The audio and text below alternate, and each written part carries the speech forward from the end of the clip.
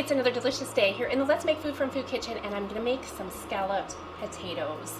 I have all of my ingredients already prepared for you this time. I have a baking dish which I've sprayed with coconut oil. My pot is preheating. I gotta cook the onions and garlic is what we're gonna start with. My potatoes, I've got them thinly sliced. These are russets. For scalloped potatoes, they don't need to cook quite as long. And if you use like the red potatoes, they might not cook all the way through. They're going to be really firm. So this is one of those occasions where russets do really well. I'm just going to squeeze my garlic right on into the onion, which, by the way, is really, it's almost pureed. And I do that, I've learned that my kids, if they see a chunk of onion, it's all over. They're not eating it. But if I puree it, and this only works in some dishes, if I puree it in a sauce, they don't notice it. Oh, this is delicious, Mommy. Oh, great. I'm glad you love it. Oh, are they going to be traumatized by that? I hope not. Melting my 4 tablespoons of butter, also known as 1/4 of a cup. I'm going to get that melted.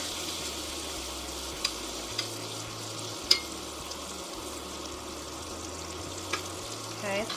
Then I want to take my onion, and you can see, I mean, it's not completely pureed, but it is very, very, very fine. There's a few chunks in here they might notice. We'll see. And my garlic, and I'm going to put it right on in there with the butter. It's going to cook for a couple of minutes. It won't take long because these are very small pieces. So I'm just going to stir that up. And again, this is just a medium heat, and I'm going to slosh the butter out, apparently. Okay, so we're going to let that cook. While that cooks, I want to go ahead, and in this bowl, I have 2 cups of milk, and this is just 2% milk. You could use a heavy cream if you want, but it gets really rich, and I kind of reserve that for gratin potatoes. This is 1 cup. You can use vegetable broth or chicken broth. It's up to you. I'm going to stir that just a little bit. Okay, this is combined. I don't need to whisk that. I don't know what I was thinking. So I'm going to take half of my potatoes and get them layered in here. And honestly, I don't feel the need to try and make it look like I did a decoration job on my potatoes. I'm just going to eat them. So about half of them. And this is 3 pounds. I peeled them, I rinsed them, and then I used my mandolin slicer so that my slices would be pretty even. If you don't have a mandolin slicer, that's okay. Just do your best to get your slices as even as possible. And the only reason that's really important is for cooking time, because if you have some really thick ones and some really thin, then it's not going to cook evenly. Okay, I'm going to give this a stir. This is kind of the consistency of it at the moment. And so while I'm waiting for that, I'm going to go ahead and dust my potato slices with some pepper. And I'm going to leave the lid off because I'm not done with that. And a little bit of kosher salt. Okay. There we go. Alright, now I am ready to add, these are chives from my garden. They actually survived some over the winter and came back, so I'm using what I got. Rosemary and thyme. And just so that you are aware, if you're not already, you might already be. You might be smarter than me in the kitchen and you're just watching me because you want to make fun of me. I mean, whatever your motivation is, just click the like button. The herbs in here are completely optional.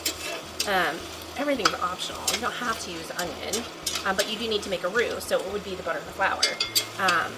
The herbs just give it a nice flavor, in my opinion, but if you don't like rosemary, don't use rosemary. And you don't have to substitute it with anything either. It's entirely up to your preference. Isn't that nice? Okay, I'm going to sprinkle in my flour, 1/4 cup of flour. It's basically equal parts butter and flour. When you're making a roux. So I'm going to put that in here and I'm going to let it cook for another minute or so. We want the flour to kind of cook just a little before we start adding our liquid. Okay. My oven is preheated to 350 degrees. Okay, this is ready. This is what it looks like now. It's like a paste.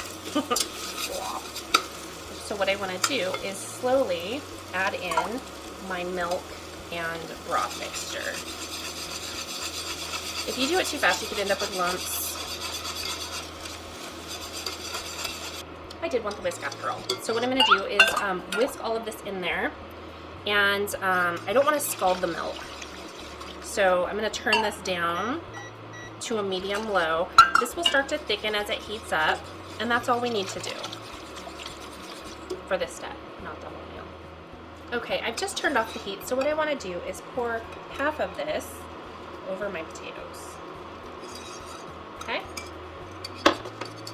And then I'm going to repeat the process with the remaining potatoes, which are starting to color because they're opposite. Which is fine, it doesn't hurt them. They just don't look as pretty. Same thing that we just did before. We're going to sprinkle some pepper on it.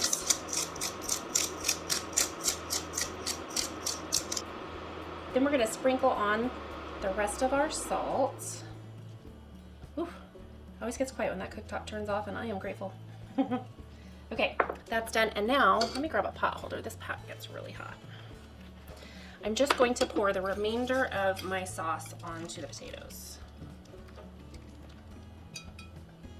Okay, this is good to go. And I'm just gonna make sure that every potato has some sauce on it before I stick it in the oven. It'll bake 350 degrees, 35, 45 minutes. Part of that will depend on the shape and size of your dish. If you use a shallower, longer pan, it'll take a little bit less because it's not trying to heat the center. And it also depends on how thick you slice your potatoes. So this is going in, and I will see you. It needs to cool for 15 minutes after you take it out. If you don't let it cool for that amount of time, what's gonna happen is your sauce is gonna be runny instead of thick, because it will thicken after you bake it and start to cool it. So cook it, take it out once you've checked the potatoes are fork tender, then just leave it alone for 15 minutes. Let it ride. Okay, see you back in hour. Well, hour for me, a couple of seconds for you. Scalloped potatoes are done. They have rested for about 15 minutes. It smells amazing. Once again, just to reiterate, that resting time is important. Otherwise you're gonna have runny sauce.